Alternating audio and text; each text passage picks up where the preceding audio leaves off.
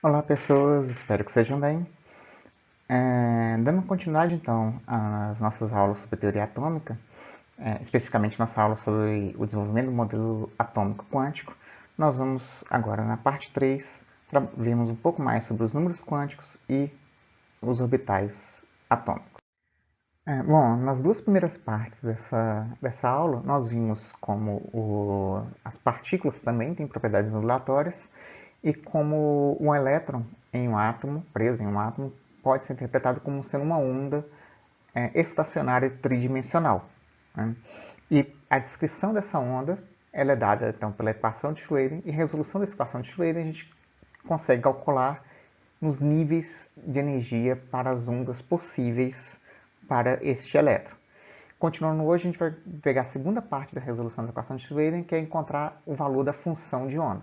Então, nós vamos ver o que é essa função de onda, que vai nos levar aos orbitais, a interpretação de Born para a função de onda, então esses orbitais, os números quânticos que representam esses orbitais, e vamos terminar com o modelo quântico para o átomo hidrogenoide. Então, como dito, a resolução da equação de Schrödinger, além de permitir encontrar a energia, também permite encontrar essa função de onda que representa esse elétron em um átomo. Tá? Isso quer dizer, basicamente, encontrar qualquer forma, entre aspas, a forma dessa onda, partícula do elétron em um átomo hidrogenoide, especificamente nessa primeira parte. Tá? A resolução dessa equação de Schrödinger para encontrar essas funções de onda é algo bastante complexo, como eu disse, nós não vamos entrar nisso. Uma forma que a gente simplifica um pouco é transformar essa função de onda, que depende de três variáveis, né, r, θ e φ, em duas funções de ondas, duas funções separadas, uma que depende apenas da parte radial e uma outra parte da função de onda que depende apenas da parte angular. Né, e a combinação dessas duas funções me dá a função de onda total para o elétron em um átomo. Quando eu faço essa resolução, resolvo a equação de Schrödinger para um átomo hidrogenoide, o que acontece é que essa forma da minha onda partícula do elétron, adiantando aqui esse nosso orbital, né, a forma desse nosso orbital depende não apenas do número quântico principal, mas surge também agora dois outros números quânticos. Tá? Então, aquele número quântico principal que era importante para definir a energia do meu orbital, para definir meu orbital propriamente dito, ele não é o suficiente. Eu tenho outros dois números quânticos que eu preciso incluir, né? Que é o número quântico do momento azimutal, ou o número quântico do momento angular, e o número quântico do momento magnético, né? Ou apenas magnético. Então, para descrever a minha função de onda por um elétron num átomo hidrogenoide, eu preciso desses três números quânticos. Então, eu preciso de três coordenadas, consequentemente, eu preciso de três números quânticos. O primeiro desses números quânticos, nós vimos na outra aula, é o número quântico principal, representado pela letra n, e pode assumir apenas valores inteiros positivos. O meu n só pode ser 1, 2, 3, 4 e assim por diante. Esse valor de n, esse número quântico principal, está associado à energia, como nós vimos na aula anterior, na parte anterior, mas também ao tamanho desse meu orbital. Quanto maior o n, maior o tamanho desse meu orbital. O segundo número quântico aqui, o número quântico do momento angular, ou número quântico azimutal, representado por L, ele pode assumir valores de 0, 1, 2, 3, números inteiros, a partir de 0, até o máximo igual a um n-1 correspondente que eu estiver trabalhando, tá? Do orbital que eu estiver trabalhando. Esse número quântico do momento angular, ele me dá a forma desse meu orbital. Né? E o terceiro, o número quântico do momento magnético, ou apenas o número quântico magnético, representado por ml, né? Ele pode assumir valores de mais L até menos L. Né? Qualquer valor aqui entre mais L e menos L são possíveis para esse meu número quântico magnético. E ele está associado com a orientação no espaço desse meu orbital. Tá? Bom, se eu resolver aquela equação de Schreier lá para o átomo hidrogenoide, como eu disse, é possível resolvê-la de forma exata para esses átomos hidrogenoides. Para átomos com mais de elétrons não é possível, para átomo hidrogenoide, mesmo sendo complexo, é possível. E eu fazendo essa resolução, eu consigo encontrar funções de ondas e qual seria essa função específica para cada conjunto de números quânticos. Então, nós não vamos entrar matematicamente nesses detalhes, só para mostrar aqui para vocês. Então, por exemplo, se eu pensar só no minha função de onda radial, para cada n, eu posso ter tá lá, n1, n2, n3 e assim por diante. E se eu tenho n igual a 1, quais valores meu L pode assumir? Apenas zero. Lembra que meu L pode ser de 0, 1, 2, 3 até n menos 1. Se meu n é 1, n menos 1 é 0, meu único valor possível para L é 0. E se eu quiser desenhar esse orbital, eu posso usar essa equaçãozinha aqui, minha função, que descreve esse orbital quando eu tenho n igual a 1, L igual a 0. Se eu tenho n igual a 2, meu L pode ser 0, ou pode ser até n menos 1, então ele pode ser 1 também. Então tem duas soluções possíveis. Aqui quando meu L é igual a 0, aqui quando meu L é igual a 1. E assim por diante, 3, 1, 0, 1 e 2. A partir do momento que meu L pode ser diferente de 0, se meu L for igual a 0, eu só tenho uma solução possível para a parte angular, que é com ml igual a 0. Lembra que ml pode variar de L até menos L. Então, se meu L é igual a 0, só pode ser 0. Só tem uma solução. Agora, se meu L for igual a 1, eu tenho três soluções possíveis. O meu ml pode ser 1, vai me dar uma coordenada que representa aqui por x, ou pode ser 0, representado aqui por y, ou pode ser menos 1, representado aqui por z. Então, tem três soluções possíveis para cada L possível aqui. Então, eu consigo resolver isso aqui para todos os orbitais possíveis para um átomo hidrogenoide. Né? Gente, eu disse antes que essa minha função de onda representa matematicamente o que seria a forma dessa minha onda partícula do elétron. Entretanto, considerando que o elétron é uma onda estacionária tridimensional vibrando em uma quarta dimensão, ela não possui um significado, essa função de onda não possui um significado físico direto. Isso porque matematicamente ela tem um componente imaginário lá, é um número complexo.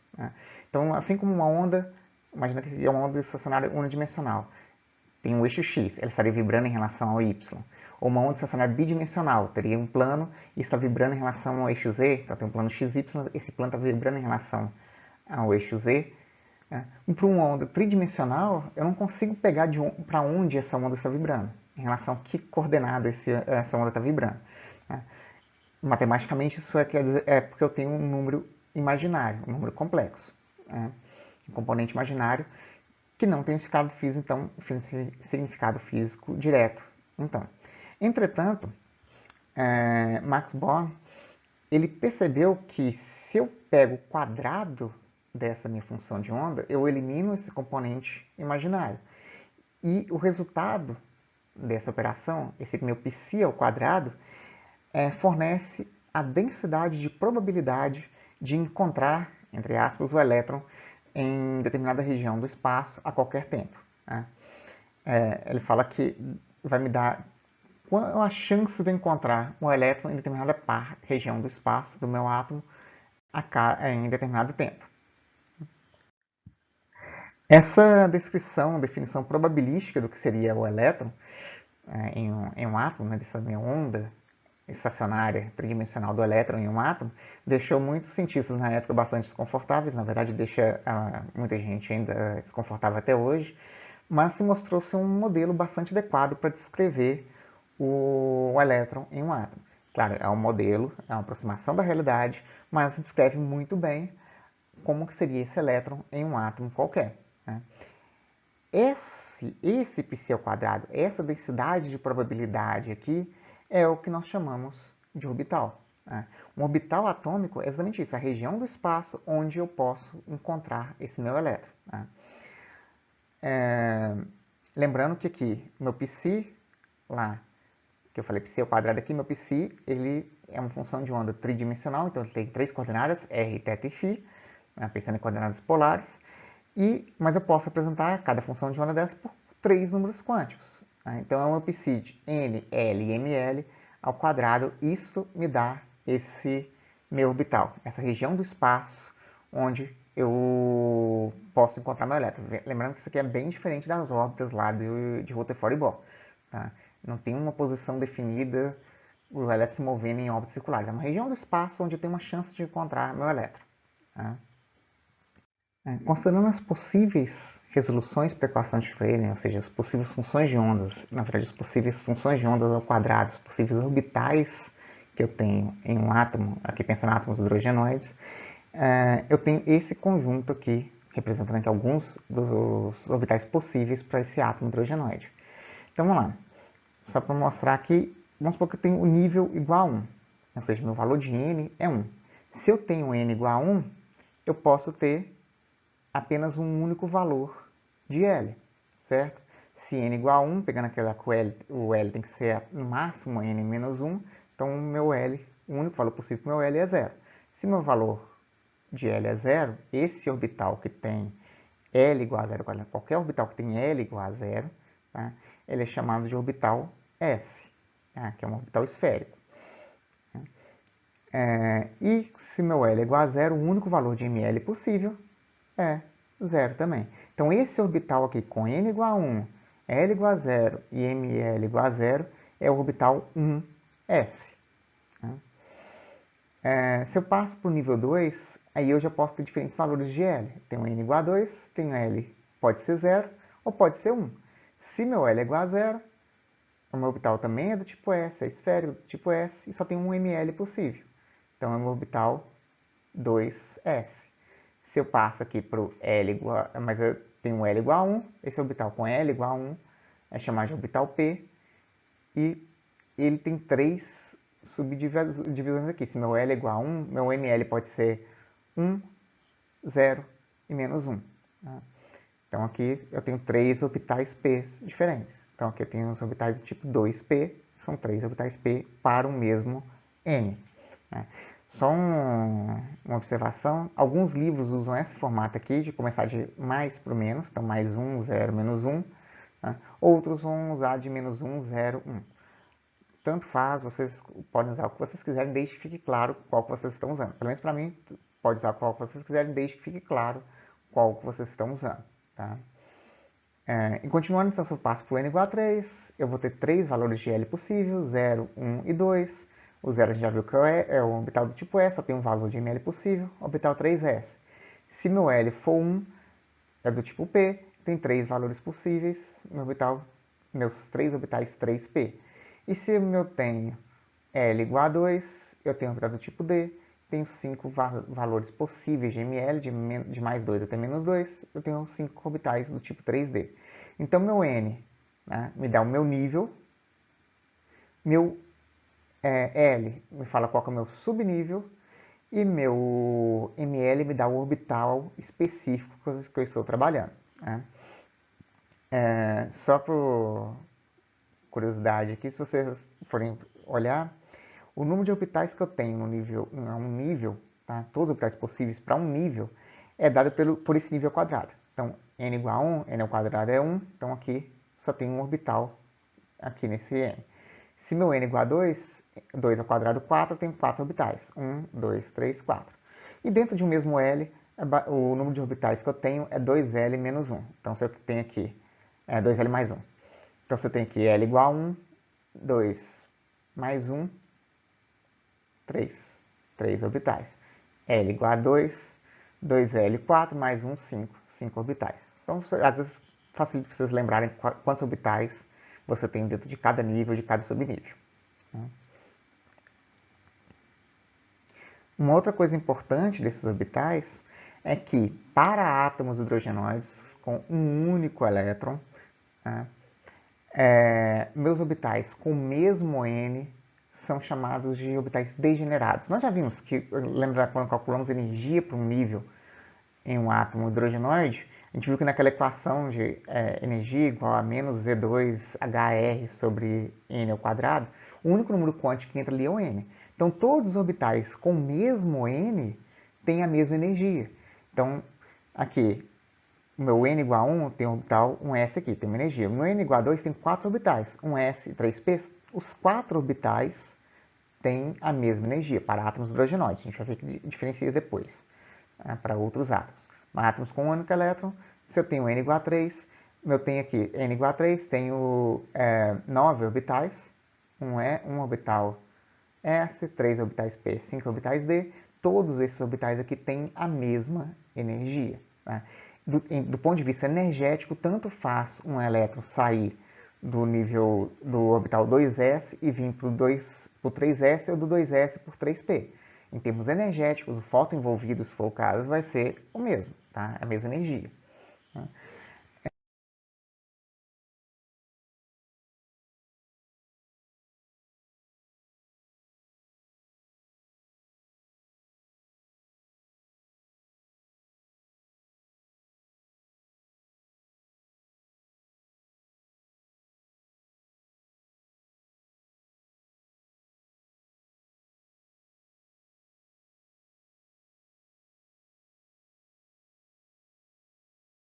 Bom, vamos ver agora quais são as características dos principais orbitais possíveis para um átomo hidrogenoide. Tá? Lembrando então que, como vimos agora, que quando eu tenho um orbital que tem L igual a zero, o único valor possível de ml para mim também é zero, então o orbital que tem L0 e ml0 é um orbital do tipo S. E se a gente lembrar que esses dois componentes aqui eles entram na componente angular da minha função de onda, quando eu tenho esses dois valores igual a zero, quer dizer que meu orbital, na verdade, ele é esférico. Né? Aqui tem três representações possíveis para um orbital 1s de um átomo de hidrogênio. Tá? Se eu estou falando um orbital 1s, quer dizer o quê? Que eu tenho, minha representação desse orbital seria com 1, 0, 0. Uma forma de representar qual orbital que eu estou falando. É o orbital com N igual a 1, L igual a 0, ML igual a 0. Vamos lá. Primeiro, eu quero representar o orbital, até onde eu vou representar esse orbital? Se eu pensar na função de onda, e também no quadrado da função de onda, ela vai até o infinito. A princípio, o orbital tem tamanho infinito. Então, 100% de probabilidade de encontrar o elétron, que seria o tamanho máximo do orbital, seria o tamanho do universo. Na prática, isso não tem sentido. A probabilidade de encontrar o elétron cai muito rapidamente com a distância, então a distância de poucos nanômetros do núcleo, minha probabilidade já é virtualmente zero. Na prática, quando a gente quer desenhar um orbital, a gente estipula a distância até onde a probabilidade é de 80%, 90%. Né? Então aqui temos três representações possíveis para o orbital 1s, para um átomo de hidrogênio. Nesse primeiro caso aqui é um diagrama de densidade de pontos. Então eu coloco pontinhos, a região que eu tenho maior quantidade de pontos, quer dizer que eu tenho uma maior probabilidade de encontrar esse elétron. Então, à medida que eu vou afastando do centro, pensando no orbital 1s, a probabilidade maior é no meio, no centro, e essa probabilidade vai caindo com a distância. Então, eu tenho muitos pontos no meio e o número de pontos vai diminuindo com a distância. Essa segunda representação aqui é um diagrama, um mapa de contorno, tá? Que cada região aqui, cada número aqui, cada círculo, representa uma região onde eu tenho uma probabilidade cada vez maior de encontrar meu elétron. Tá? Um corte transversal do que seria meu orbital. Então, esses ciclos vão representando a distância do centro com a probabilidade de encontrar. Então, por exemplo, nesse desenho aqui, nesse círculo, eu tenho 10% de chance de encontrar meu elétron. Dentro desse círculo aqui, eu tenho 20%. Esses 10 mais 10, 20%. Aqui, 40%. Então, é somando. Tá? E aqui, 80% de encontrar meu elétron dentro dessas dimensões aqui. E aqui, o terceiro é uma superfície de contorno que representa, desenhado tridimensionalmente, qual seria o limite de lá desses 80%, 90% do meu orbital. Quando a gente trabalha com orbitais diferentes n, quando eu passo do N1 para N2, N3, O que eu vejo, se eu resolvo lá minha função de onda, aqui desenhando minha função de onda e desenhando aqui o quadrado da minha função de onda, né, eu vejo que à medida que eu vou me afastando do centro, eu vou caindo nessa probabilidade, mas quando eu estou no n igual a 2, eu tenho uma probabilidade igual a zero e depois ela volta a crescer um pouco e cai de novo. Se eu tenho um n igual a 3, isso acontece duas vezes. Tá? Então, mostrando aqui um diagrama de pontos, eu tenho muitos pontos no meio. Para o n igual a 2, eu tenho esse tanto no meio, depois diminui, vai chegar um ponto que é zero, depois volta a subir de novo até um valor qualquer aqui, depois começa a cair de novo essa probabilidade. Ou seja, eu tenho regiões onde minha probabilidade é zero, que seriam regiões onde uma função de onda é zero, ou seja, são nós. Então, eu tenho nós nesse meu orbital. Então, o número de nós que eu tenho no orbital é dado pelo n menos 1. Então, aqui o meu n igual a 2, tem um nó aqui no meio. Tem n igual a 3, 2 nós aqui no meio. Aqui só representando, então, um corte naquelas superfícies de contorno, eu tenho probabilidade grande no meio, diminui, zero, depois aumenta, depois diminui de novo. Como se fossem cebolas, camadas de uma cebola. Cada um aqui, cada faixa aqui, separação de camadas aqui sendo um nó. E uma outra coisa importante é que à medida que eu aumento o meu valor, meu n, eu também aumento o tamanho do meu orbital. Então, lembra que eu falei lá que o n me dá a energia e o tamanho do meu orbital. Então, aqui o n igual a 1 ele é um orbital pequenininho, o n igual a 2 ele é maior, o n igual a 3 maior. Se eu pensar que a distância do núcleo, em nanômetros aqui, eu vejo que o meu orbital, a probabilidade de encontrar vai aumentando a distâncias maiores. Né? Como continuo tendo a probabilidade de encontrar meu elétron a distâncias maiores. Quanto maior o n, maior o meu orbital. Esse é o orbital S. Agora, quando nós temos lá um L igual a 1, então um n qualquer, quando eu tenho um L igual a 1, eu tenho três valores possíveis de ml. Então, posso ter ml igual a mais 1, ml igual a 0, ml igual a menos 1. Então, eu tenho três orbitais p diferentes, px, py, pz. Lembrando que eu só posso ter um orbital p a partir do n igual a 2, que meu L pode assumir valores de até n menos 1. Então, eu só posso ter orbitais do tipo p, com L igual a 1, quando eu tenho, a partir do nível 2. Né? E esse aqui é as representações de um orbital 2p para um átomo de hidrogênio. Né? Ele agora, ele não tem aquela forma esférica mais. Meus valores de L e ml são diferentes, então ele não tem a forma esférica mais. Quem determina a forma é o valor de L, eu tenho essa forma de duplo ovoide, como se fosse um alter. Então, essas duas regiões de densidade de probabilidade aqui ao redor, e aqui no meio, entre essas duas regiões aqui, nesse plano, eu tenho um plano nodal, tem um nó entre esses dois aqui. Lembrando que se meu n é igual a 2, eu vou ter um nó, aqui já é um nó nesse meu plano. Aqui representação naquele mapa de contorno, aqui representando os três orbitais p do átomo de hidrogênio em superfícies de contorno.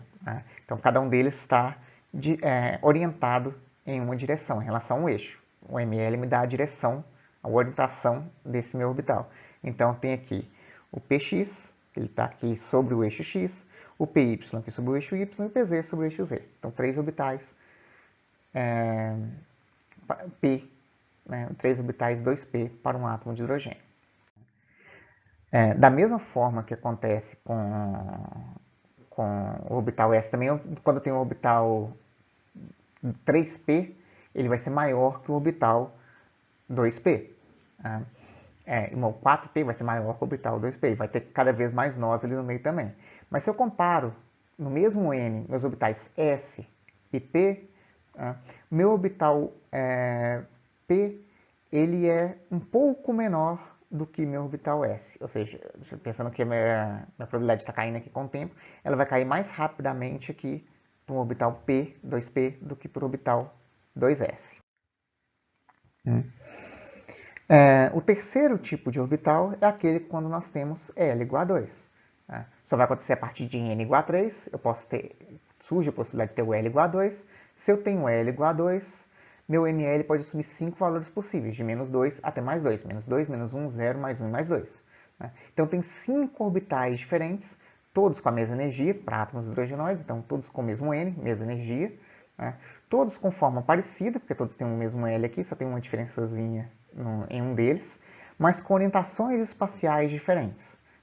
Então, aqui eu tenho um orbital D, tá? DXY, DYZ, DXZ, DXY.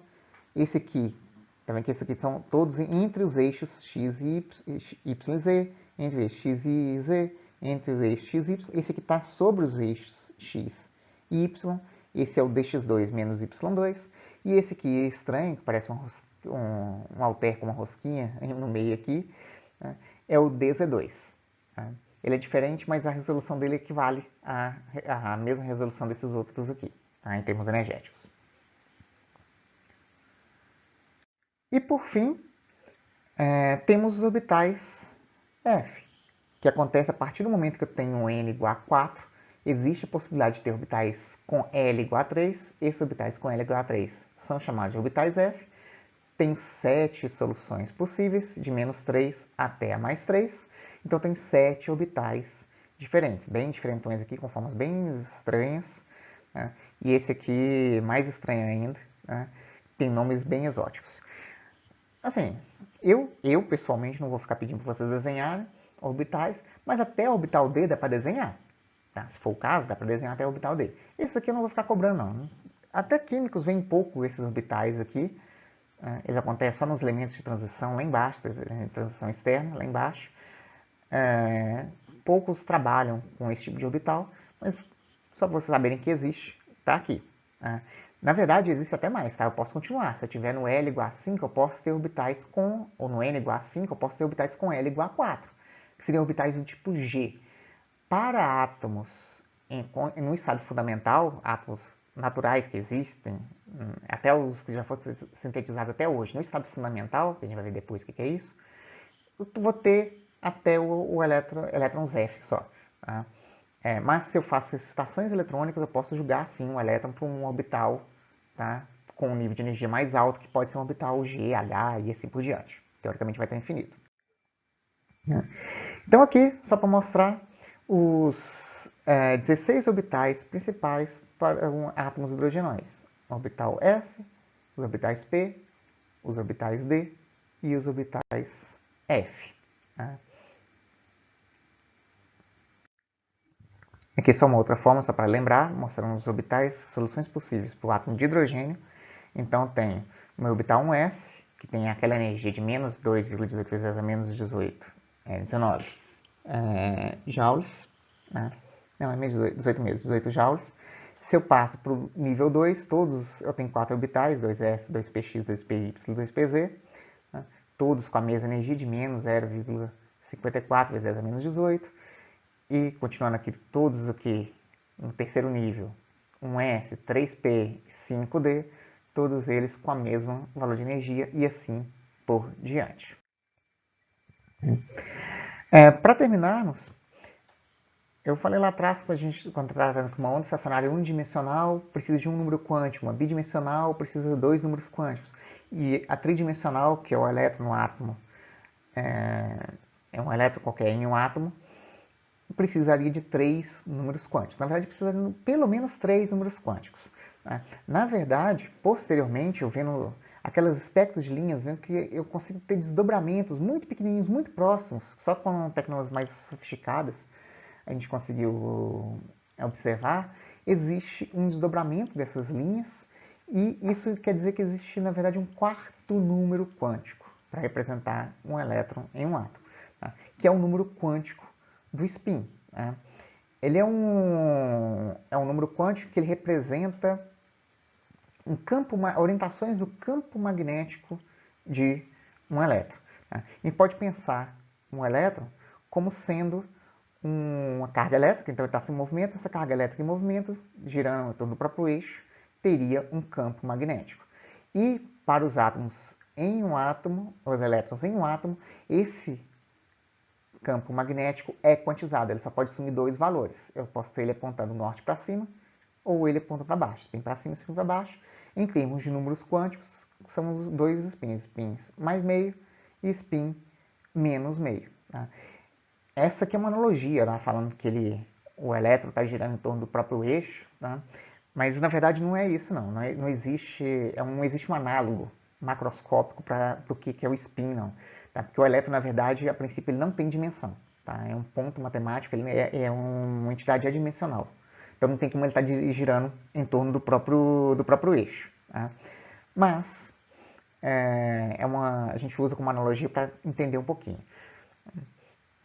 Então, além dos números quânticos principal, azimutal, do momento angular e do momento magnético, eu tenho agora também o número quântico do spin eletrônico. Então, se eu quiser representar adequadamente um elétron em um átomo, por exemplo, um elétron, um S no átomo de hidrogênio, eu teria que representar em termos de números quânticos como tendo os números 1, 0, 0, mais meio, é uma possibilidade, ou 1, 0, 0, menos meio. Tá? Alguns livros representam mais meio para cima, outros mais meio para baixo. Alguns colocam mais meio antes, depois o menos meio depois. Tá? Outros invertem. Eu geralmente trabalho com mais meio para cima e menos meio para baixo. Tá? Mas, novamente, assim como os números quânticos, não faz muita diferença se quando isso for importante você especificar qual que você está considerando. Bom, mas com isso nós terminamos então nossa terceira parte da nossa terceira aula sobre o desenvolvimento da teoria atômica, vendo então o modelo quântico para o átomo hidrogenoide com um único elétron. Na parte da próxima aula nós vamos trabalhar com os átomos multieletrônicos ou polieletrônicos, são aqueles que têm mais de um elétron. Como eu disse, resolver a equação de Schrödinger já é difícil para átomo com um único elétron, para mais elétrons na prática é impossível, mas a gente consegue, através com algumas aproximações, ter resultados muito bons. Então, na próxima aula, nós vamos ver função de onda para átomos com mais de um elétron, princípio da construção, configuração eletrônica, carga nuclear efetiva e a energia de ligação nesses átomos. É isso, gente. Até breve.